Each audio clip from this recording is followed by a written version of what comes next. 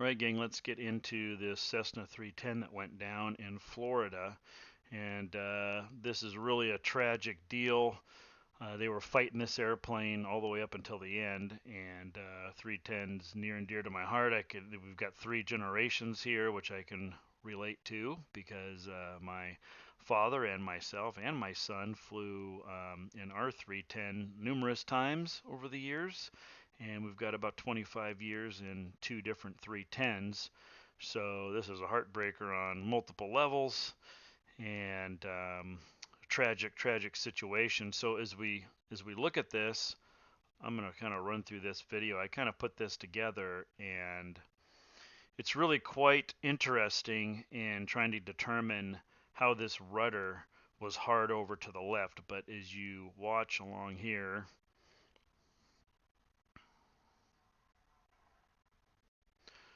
this was the flight path. And if you look here, now this was the last video, and right after this the airplane crashed, and you notice the gear is up here. As it goes behind this tree, it impacts the ground. You can see in this video here that the rudder is hard over to the left. And I'm going to talk to you about gust lock. I'm also going to talk to you about the system, the rudder system in the 310, and some possibilities on what could have happened. Obviously, the NTSB is going to be looking at this in detail, this entire assembly. The airplane was obviously destroyed, but hopefully they'll be able to look at this mechanism in here, and I'll get into that with you. But first, let's watch a little bit more of this. Now you can see what's happening is they're counteracting with right aileron. So as the nose is coming over, you can see here I've got my little airplane. If the nose is coming over to the left because of this stuck rudder, then you're going to input right aileron, and now the airplane's flying straight ahead sideways, and that's why it looks cattywampus. You can also use asymmetric thrust, which the pilot did attempt to do, and I'll show you that in some video here.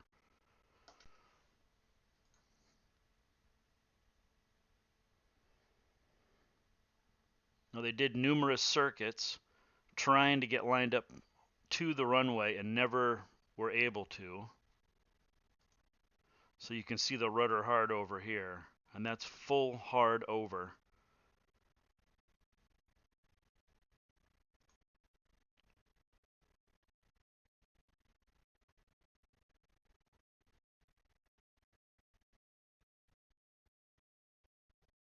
Now as they were doing these circuits, they would start to descend. Now this is, so let's back this up a little bit. I want you to look at the right engine.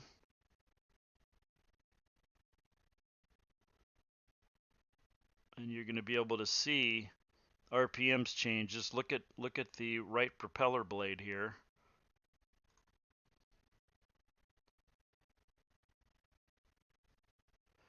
And you see we got the right wing coming down. Now what's happening here is they're getting really close to stall, so he's got to get back on that right engine, put the power in to prevent the airplane from rolling. You're in aerobatic test pilot situation here. And in all the years of flying that we did, we had a Baron also for 10 years. I don't ever recall going up and even discussing a stuck rudder, which, you know, maybe a bunch of you do talk about that. I certainly never really thought about it, to be quite honest with you. My understanding as far as any gust lock would go that I've ever seen is there would be no gust lock that would have the rudder hard over. In the 310, if you don't have a gust lock, you can turn the nose wheel all the way to one side and lock it that way, but obviously you're not going to be going anywhere. And then the rudder pedals are interconnected with the rudder itself. So, but every gust lock I've ever heard of is a neutral gust lock. In other words, the rudder would be in its neutral position, not over to one side. So I do not believe this was related to a gust lock. I don't know how it could be related to a gust lock, but the NTSB will have to determine that. Now, we had an external gust lock that we would use on the tail, and there's no evidence of anything there. But again, the rudder would be in the neutral position, and so if you were to take off with that external gust lock, you can still use your trim, your rudder trim, and it wouldn't be a big issue unless you had some major crosswind or something. And then in that case, you go to a different airport or what have you. But let's watch a little bit more of this. And so power on.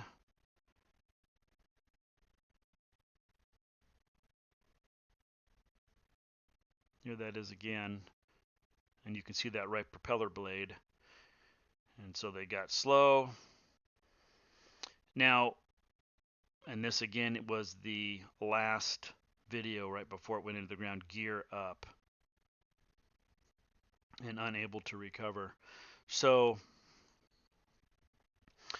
when we talk about this, let's show you some of the schematics of the system. Here is the 310R. This is the pilot operating handbook, but you can see this is the nose gear. You're going to have cables actuating here to move the nose. So the rudder is interconnected with the nose wheel. So if you had a rudder that was hard over to the left, you wouldn't be able to taxi. So having a gust lock scenario doesn't seem to make sense. Now, in the event, now you have two cables that go to the rudder assembly. Okay, so again, you're looking at the nose gear right here. This is the assembly, and these are the two cables that go to the rudder pedals for nose wheel steering. And again, it's interconnected. You can see the rudder pedals here connected to the nose, the pedals. This is a relationship. Looking at the nose of the airplane. This is the trim system and what that looks like for the trim tab on the rudder. Now, keep in mind, if you have, in this case where he has this rudder hard over to the left, I'm sure they've got this, now the trim is separate. This cable is separate, so you'd have that hard right, clearly. Pedal assembly. Here's the cable system here. These then trailing back to the rudder. And this, of course, would be in the tail, the bell crank, basically, of the rudder. And these are the two. So you've got a left and a right. So in the event that you were to have a cable fail, a loose cable in and of its own right would not ever cause a rudder hard over. A rudder hard over can be caused by bearing seizure or some kind of binding, some kind of some failure somewhere that causes binding. And so how, if you have a rudder hard over like that, how would they get off the ground? So it is interesting when we look at the ADS-B, and let's go in and take a look at that. Okay, so I want to show you this ADS-B data because ADS-B data is very accurate as far as where the position of the airplane is at the time of the ping. Okay, it doesn't necessarily give you, it's not going to tell you airspeed in relation to winds, but it is going to tell you where the location of the airplane was. And this, take this with what you will, but here we are on center line, and as we follow this path, you can see that the airplane is pulling a little bit to the left. Now that could just be irrelevant. However, I mean, I don't know. It doesn't seem like it's irrelevant to me, and the reason why is it's pretty far over to the left here. And like I say, ADS-B data is very accurate. I mean, this isn't like the old Loran days. So here we are, 97 knots. Now this runway, I think, is about 6,200 feet. And you can get a 310 off the ground in 1,500 feet all day long. And I don't think they were probably too heavy with 3 people. They're doing a 3-hour flight to Tallahassee. You could do that easy with 100 gallons. The 310R with stock configurations, 163.5 gallons of fuel. or 163 gallons because 31 and a half ox tanks and 50-gallon mains. So here they are. So right at rotation, I mean, they're already off the runway. I mean, they're in the air, but so you can see here, this immediately started. So this wasn't a situation where the gear retracted and something jammed up the rudder pedals or something like that. This more than likely, and again, this is just speculation, but just based on what we're going off of, more than likely this was this condition existed, before they left the ground. And keep in mind that if you've got seized bearings or something in the rudder assembly, the nose wheel steering is going to override that. Or can override that to an effect. So as they pick up speed, the airplane starts pulling to the left. Now you could be thinking, well, things are happening very, very rapidly. So, if it is pulling, it could just be maybe they think they got who knows? Maybe it's just pulling that way, not a big deal, and don't worry about it. I can see that because it probably or most likely felt very subtle on the ground, but once in the air, load factors and all that kind of stuff, and that thing goes, now your nose wheel is no longer counteracting it. So, and now we're in this pickle here, and you can look at the speed drop off. So we go 97, 107, 109 knots, 102 knots, 99 knots, 96 knots, 93, 86 knots, 80 knots, and still now the first register at 100 feet off the ground. And as we follow this flight path, this is just scary stuff, and this is tight. This is a tight turn here. So at this point, they're at 100 feet,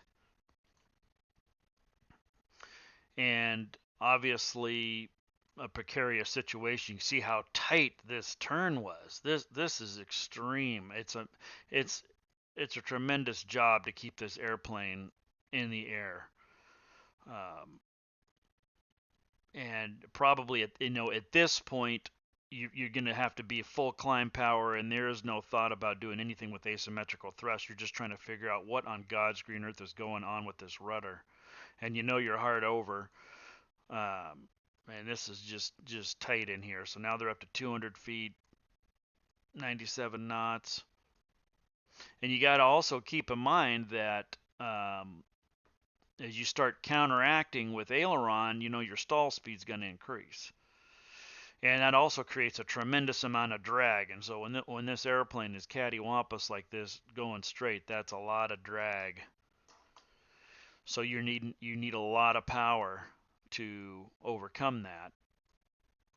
And as you can see in the video, when he was trying to get down with asymmetric thrust, it's you're just losing so much power. It's you're losing one thing for another thing, but you follow this flight path around, and they never really are able to get in all these different circuits ever lined up with the center line of the runway. And it was about a 12, I believe, 10 minute period of time, and the last position was about the closest it looks like they may have gotten, because the way these circuits are, these are all left-hand circuits, and there's a couple times where the airplane was incredibly low to the ground. You can see here a couple of, some of these, like, 0 feet. I mean, just so what are your options? Well, the one thing I can tell you is, so they're going to have to figure out what happened, but we know we had this rudder hard over, so what do you do in this scenario? Well, the pilot was doing about everything they could. You're messing with asymmetric thrust, trying to counteract it. So you've got the left engine is full power, and so what you do is you start pulling power back on the right engine to counteract that. and let the left engine pull the airplane over to the right. But now you're trying to counteract the drag, and so I mean, it is just a tough scenario. It is an extremely tough scenario. Even if you can get the airplane lined up on the center line, it's going to be, there was a Phenom 300, I believe, that had a situation like this a few years ago, and they were able to get it onto the ground, and they were dragging a wingtip. I mean, it was a precarious situation. Now, the other thing, as we sit here in Monday morning quarterback, so to speak, when you have an actual real emergency, and I can just tell you when we lost the engine we had a complete engine failure in our Bonanza in the late 90s at about 900 feet AGL with a 20 knot headwind. And, an engine failure you prepare for. Something like this is, like I say, it's test pilot stuff. But when you actually have a real emergency, it is, it's terrifying. I mean, it's hard to think, and so you are having to act on your training and on your instinct. And so it's really hard to know, and as my dad has always said, you don't know what's going on in the cockpit, and we don't know that. And we don't know what happened. And so you think about, well, why not try to ditch, or why not try to do that? Well, it's really easier said than done. It really is. But man, what a scary, scary situation. And it'll be interesting to see what they find out. But boy, it's really tragic, and Godspeed and condolences to the family. It was just a horrific, horrific thing. And a mechanical failure is just, you know, it's bad enough when you have something where a pilot makes a mistake, but when you have something like this, and granted, I mean, I guess it's possible there could be some kind of a gust lock scenario, but I can't find one. I can't think of one. I don't know of one. I'm not aware of the only thing I know for a rudder gust lock inside the cockpit is interlinked to the control yoke. And again, if you have the rudder pedals in a neutral position, I mean, how are you going to, you're not going to have any nose wheel steering. So I really think there's something in the system, and we had a mechanical failure there, and it's just awful. So anyway, we'll talk to y'all later, and take care.